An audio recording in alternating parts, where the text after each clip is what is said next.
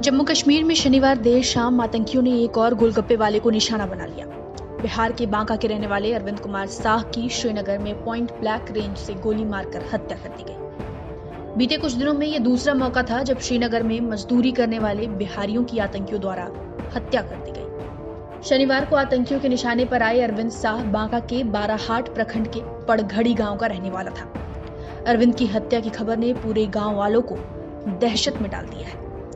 परिवार ने हाल ही कोरोना काल में अपने बड़े बेटे को खोया था और अब छोटे बेटे की खबर ने सबको झकझोर के रख दिया है। मृतक के पिता ने सरकार से 50 लाख रुपए और सरकारी नौकरी के सहयोग की मांग की है। वहीं हाल ही होने जा रहे इंडिया पाकिस्तान वर्ल्ड कप को भी रोकने की मांग की है। पिता का कहना है कि एक तरफ ऐसी घटनाएं हो रही हैं तो दूसरी तरफ मैच का आयोजन करना कहीं से भी ठीक नहीं। ले लिया आधार कार्ड और गोली मार दिया। आधार कार्ड देखने के बाद गोली मारा? हाँ। अच्छा, आधार कार्ड तो ये जानकारी आपको गांव वाला लोग? हाँ। अच्छा, अब ये बताइए कि आपको जो है सरकार की तरफ से मुआवजा का भी जो है घोषणा किया गया है, क्या कहेंगे आप इसमें?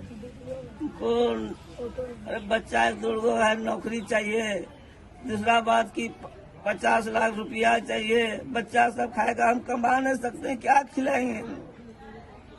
बूढ़ा आदमी क्या खिलाएंगे?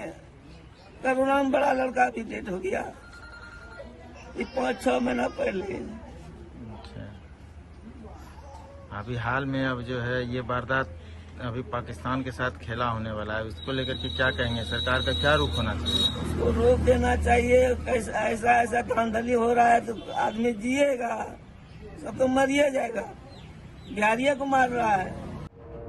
पड़घड़ी गांव के 80% घरों के लोग 10-15 वर्षों से जम्मू कश्मीर में रहकर नौकरी कर रहे हैं। बीते कुछ दिनों की घटना ने सबके मन में यह डर बिठा दिया है कि कहीं अगला नंबर उनके परिवार का ना हो, आतंकवादी कहीं उन्हें गोली न मार दें। गांव में आबादी लगभग 250 से 300 की है, घर की है, और आबादी का 80% लोग आज के तिथि में कश्मीर में अपना मेहनत मजदूरी करके आज वर्षों से 10 से 15 साल से अपना मेहनत मजदूरी करने के लिए निकला है। और इतनी संवेदना सरकार खो चुकी है कि ना तो मैं घर में सुरक्षित हूं, ना घर के बाहर सुरक्षित हूं। पेट चलाने के लिए, रोजी रोजगार खोजने के लिए तो लोग बाहर जाएगा ही।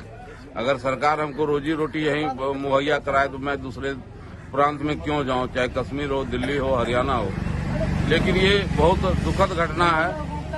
आधार कार्ड देकर आतंकवादियों का निशाना बनना, ये वहाँ के प्रशासनिक महकमे का और केंद्र सरकार जिन्होंने की आतंकवाद और कश्मीर के नाम पर हम आम जनों को गुमराह कर वोट लेने का काम करता है। वोट लीजिए, जरूर लीजिए, लेकिन उतनी सुरक्षा तो हमें देनी होगी। आप लोगों ने सरकार से मांग की है कि आतंकियों के खिलाफ कठोर कार्रवाई हो।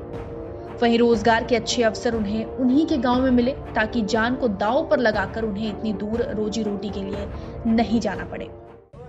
जितने भी हैं, शिक्षा भी है, बेरोजगारी भी बढ़ गई है, उसी के चलते ये लोग कमाने के लिए बाहर जाते हैं जम्मू कश्मीर, और वहाँ जाके अपना धंधा करते हैं। कोई छोला बेचते हैं, कोई होटल में रहते हैं, कोई मैनेजर रहते हैं, कोई कुछ रहते हैं। उसके चलते बाल बच्चे को पालने के लिए बाहर निकल। सरकार से क्या मांग करते हैं? सरकार से मेरा ये मांग है कि जितने भी बेरोजगार नौजुवक हैं उसको आप जो 19 लाख करोड़ रुपया, 19 करोड़ जो नौकरी कहे थे, उसको जो है सरकार इसको देने की कोशिश करे।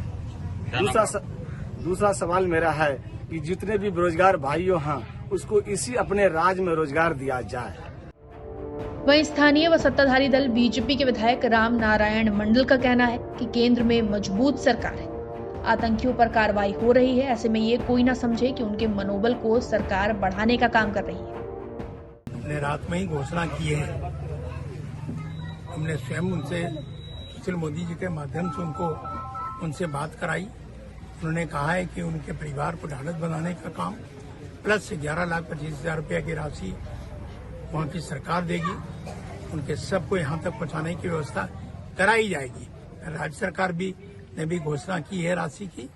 ये सब कुछ किया जाएगा। लेकिन एक बात, ये जो आतंकवादी, ये जो लोगों को डरा कर ये जो तांडव कर रही है, सरकार ने घोषणा किया है निडर होकर काम करने की।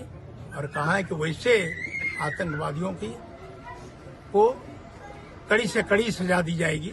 ये सारी व्यवस्थाएं कराई जब पाकिस्तान की कायराना हरकत है, अभी हाल फिलहाल एक क्रिकेट मैच होने वाली है पाकिस्तान से, क्या ये क्रिकेट मैच होनी चाहिए? देखिए, जहाँ तक सरकार की बात है, जितनी चिंता हम आप कर रहे हैं, सरकार चलाने वाली, देश चलाने वाले लोग निश्चित रूप से सब कुछ देख रहा है और किसी भी आतंकवादियों का मनोबल ऊंचा नहीं होने दिया जाएगा। या जितनी शक्ति लगाने की जरूरत होगी वो लगाई जाएगी। आतंकवादियों का खात्मा निश्चित है। अच्छे अवसर की तलाश में बिहार की एक बड़ी आबादी दूसरे प्रदेशों में काम करती है। जम्मू कश्मीर उन प्रदेशों में एक है, लेकिन लगातार दूसरे प्रदेश के लोगों पर हो रहे हमलों ने वहां रह रहे प्रवासियों के सामने वापस अपने प्रदेश लौटने के अलावा कोई दूसरा विकल्प नहीं छोड़ा है। ऐसे में ये जिम्मेदारी राज्य सरकार की है कि जिन वादों के सहारे सत्ता की कुर्सी उन्हें मिली है, जिस 19 लाख रोजगार का वादा एनडीए ने चुनाव के वक्त डंके की चोट पर किया था, उसे जल्द से जल्द पूरा किया जाए। बांका से प्रियरंजन की रिपोर्ट, बिहार तक।